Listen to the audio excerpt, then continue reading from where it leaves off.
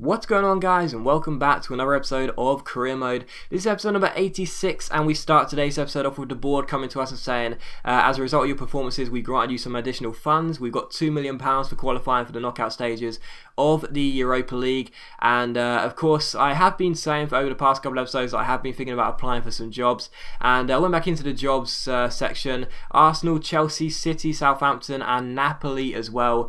They were the jobs available, and I decided to go ahead and apply for the Napoli job. And of course, as you can tell by the title, I am going to be needing some help from you guys. You are going to be choosing whether we do stay at the club or whether we do leave the club, and of course I will let you know how you can choose at the end of the episode. But of course we are staying with Millwall for the time being, and we do take on Swansea for today's episode. Only one game in today's episode, and of course you know why. You know it's a little bit shorter than usual because I do need you guys to help me out with something. So we do take on Swansea here away in Wales, looking for the 3 points of course, and after a fantastic result away in Moscow to beat Lokomotiv Moscow by 3-0, I was looking to get back-to-back wins here and try and get ourselves back into the top 4 as Sunderland do sit ahead of us by a single point. As they're in 4th place at the moment. But yeah, we do take on Swansea. We're a very decent side. They've got some very good players in there, such as Pablo Hernandez. And the first chance came in the 46th minute, and it was absolutely hilarious. A player that we sold to Swansea in the summer, João Vitor, gives the ball straight to Danny Ings. He must have thought he was still playing for Millwall. Gives it straight to Danny Ings. It comes to Kelvin. He plays a great ball over the top to Carrasco. He diving heads the ball past the goalkeeper, is about to go wide, but Danny Ings rescues the situation and makes it Swansea 0, Millwall 1. So what an error by João Vitor, our former player, and yeah, I guess you can call him Agent João Vitor if you will, because he's working undercover as still a Millwall representative. Really bad error by João Vitor, and yeah, a good finish by Danny Ings there. It looked like the ball was definitely going to go wide, but he just about kept the ball in and headed the ball into the empty net. So Swansea 0, Millwall 1, and it's a goal through Danny Ings who gets it. So 1-0 here away in Wales, and yeah, I was very pleased to have that good start to the second half. And in the 56th minute here, Swansea try and hit back. It's Rondon who gets on the ball, but Dier wins the ball. It gets played away, and Eric Dier goes down, and he stays down as well. So our number 5, who we signed in the summer from Sporting CP, I think it is, for £4 million plus Fabrizio, one of our highest rated players, has gone down, and he's got a broken ankle, and that absolutely sucks, because although we got some good cover in the centre-back area, Eric Dier is our first choice centre-half. He's 81 rated, one of the best players on the side, and it sucks to see him get injured, and he is going to be out for 3 months, and that absolutely sucks, doesn't it? So Dier gets a long-term injury there, and that is really disappointing. But in the 90th minute here, looked like we were going to get the 3 points. We were closing it out, but unfortunately Canas scored an equalising goal for Swansea in injury time, and it finishes Swansea 1, Millwall 1. So that was just going to be gutting there. Swansea get themselves the equalising goal, and I was just devastated as well, because I thought for sure we were going to hold on and get the 3 points, but we just couldn't do it. Swansea get the goal, the stadium erupts, and it was a real shame as well, because had Eric Dier been on the pitch, I'm pretty sure he would have been able to make sure he would see out the game here and get the 3 points. But it was Swansea 1, Millwall 1, and the last chance would fall in the 90th minute here. Jack Hobbs takes his man down,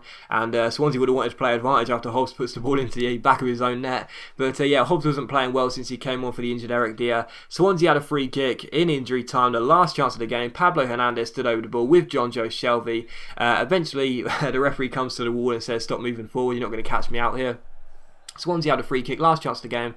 Shelby runs over it, but Pablo Hernandez boots the ball over the bar. And the game does finish Swansea 1, Millwall 1. So it's a point, it's a draw, it's not a loss. You've got to look at the positives. But again, as I keep saying, we just can't seem to pick up a consistent run of form. And it is so frustrating for us. You know, as a side that wants to get into the top 4, you know, you've got to be consistent. You know, you really do. And as things stand, it's not working for us. And a 1-1 draw was not good, but that's all you can do, really. But straight after that, we saw Eric Dier did break his ankle, and he's been injured. He's going to be out for 3 months, and that does suck a little bit, but we've got some good cover in the centre-back area, but it still does suck to see one of our best players get injured on a long-term injury. But straight after that, we went to our youth academy and decided to promote 2 of our players, mainly because if we are going to leave the club, these players will just sort of, you know, fade away. But if we can promote them into the first team already, then they can sort of become real players straight away, and we can look at developing them even at another club if we decide to go in for them.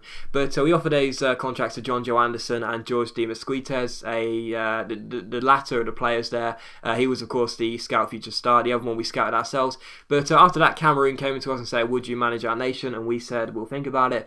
And straight after that, we saw John Joe Anderson and George Di Mesquites accepted the contracts, and these are how the players look. Look at the goalkeeper. He's got positions GK, CDM, and right mid. So that is the definition of a versatile player. Not only can he play in goal, he can also play outfield as well. So that's really cool. If we ever had an injury crisis, then we can play him at holding midfield or right mid. But yeah, John Joe Anderson looks really good, doesn't he? 5-star skill, 16 years old, already 68 overall, and some very decent stats in there as well. So he looks very, very good as a player we scouted ourselves.